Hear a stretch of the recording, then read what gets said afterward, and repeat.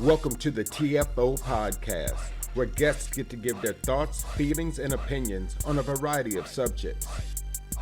This podcast is hosted by your very own Stacy Cook, and as always, sponsored by Fool's Guide Life Coaching. Follow me on all social media platforms. So give it up for our guest today. Yeah. No doubt in my mind that he would not want me to be happy. So here comes online dating. Yes. And I'd experienced online dating only through my friends. Right. It was easy to go through it with them. Right. But I we talked through that as well. And oh boy, what an experience that you had. It was crazy. Right. So I, under my life coach suggestion, to join a dating site. Well, I thought Silver Singles was the way to go because, I'm over 55 and shout out to Silver Singles. So Silver Singles. And oh my gosh, it's hard to explain unless you've been on one of those sites because the scammers, I probably only met like maybe 3 that I thought were real, Oh yeah. And not knowing going in, I was like, oh wow, and then you kind of, when they ask you to invest in their business, right. And then you learn to read their profile and you realize how they're written, which ones are the scammers. Right. It's an education. So we kind of went through this. We worked on how to write a profile Yes. and how that was going to work. And eventually. Yes. So, Yep. I did meet a couple guys that I chatted with that were, they were fine, whatever. But I did meet somebody that was from the Des Moines area, and I was just about ready to get off. Yep. Just about ready. And he smiled at me, and, I smiled at him. And then we just started chatting around November of 2021. No, Yeah. 2021. Yeah. November 2021. And so we chatted a lot, and he wanted to meet before Christmas.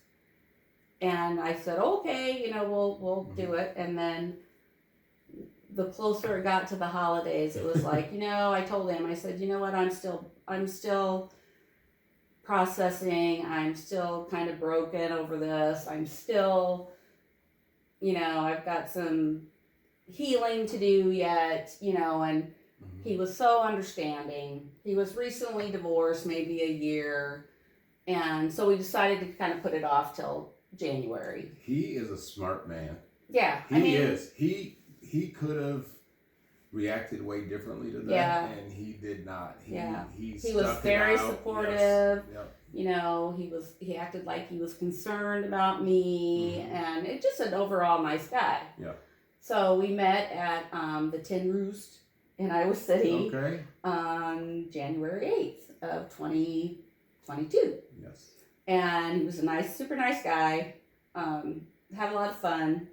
And we just kind of started seeing each other, and we've been dating since. His ex-wife worked for the DHS, and they adopted 13 children. Yes. And they're all gone except for 2, maybe. One 18-year-old daughter's kind of living with him, and there's a 12-year-old, but she's great, and I have no problem with that. Right, and you really have to say that that's a great thing for somebody. If you think about the amount of kids that they helped. They were trying to help these kids, and they were kids from really bad families. I mean, they got the worst case, and holy cow, what they went through to, take care of these kids. He's really soft-hearted. And we have a lot of fun together. Right. So, and he likes my dog and all the dog hair. Yeah. That would have been another strike against him. Oh, boy. If he had And he knows it. Yeah. One of the first things I even texted to him was, you know what? We talked about Luca, my dog, and I said, I didn't save him. He saved me. Yeah. So he knew right from the get-go that, Luca was very important to me, so. Yep, and he's really been, I've been around you guys together a couple of times, and Yeah. he still is somebody that's very, I think, empathetic to you. Oh, yes, and he's somebody that, if somebody mentions Dan, he doesn't get too bent out of shape No, about that. no. Obviously, you're moving forward with him. Yeah, I You mean, just in the can't- beginning, I talked about Dan all the time, and Yeah. I'd say, gosh, I'm sorry, I mentioned him all the time about, we did this, we did that, or, everything's a memory when you're going to do something different. And, he would say, well, that's just part of you, so that's okay. Which is, another really smart thing to say. Yeah, this man is smart. If you ever get a chance to meet him, man, he knows what he's doing. He's just smart.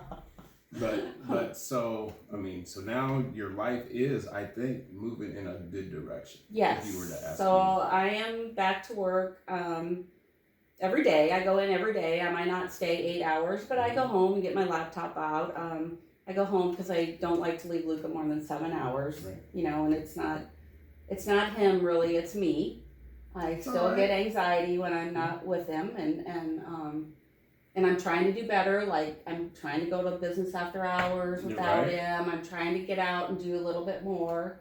And, it's always a process of getting back to normal, which things will never be normal again for me. Right.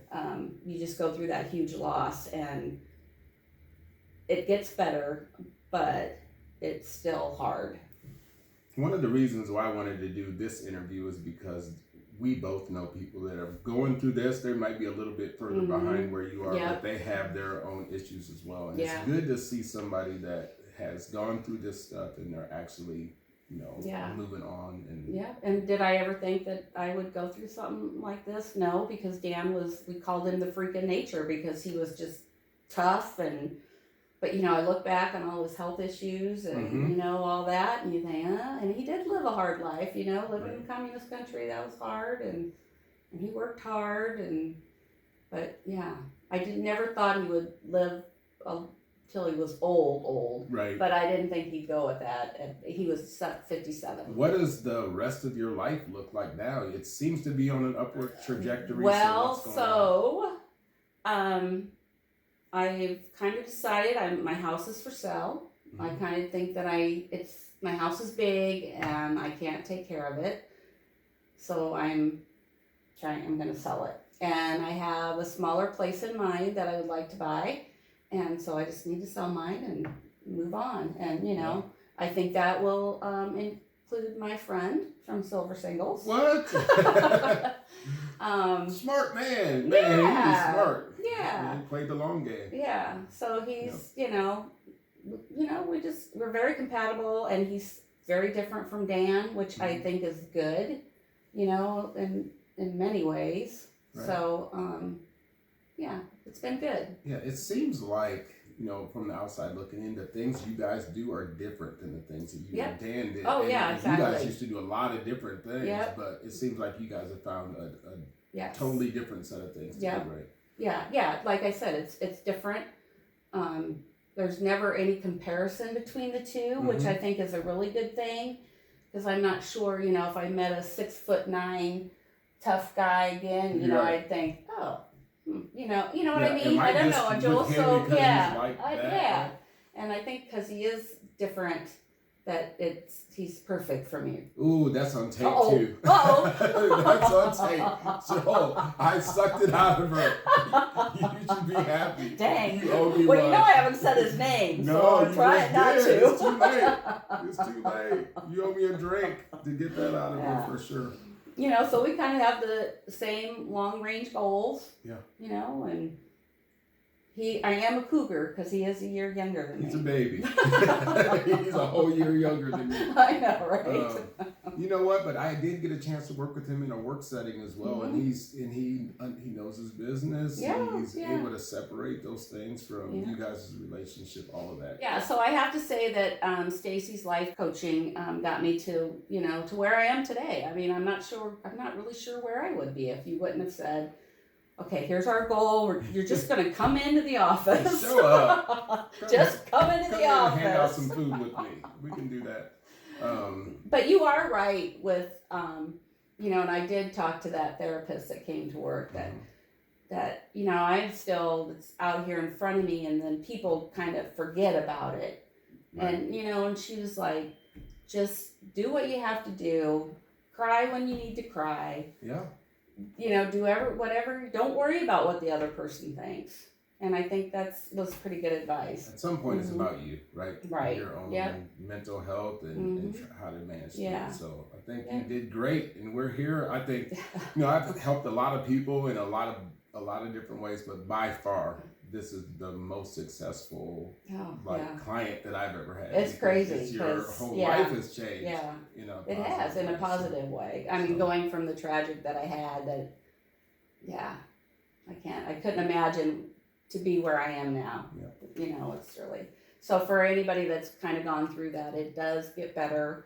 Never goes away, but it does get better. And all I can say is move on, because the person would want you to. If they were in the same spot, you would want them to be happy as well, right? I always told Dan, though, if I went before him, he had to wait a year to date somebody. Well, lucky for you, COVID came and you didn't have a choice. I really think back to it. I don't think he would have been ready to do anything. I don't in either. A year.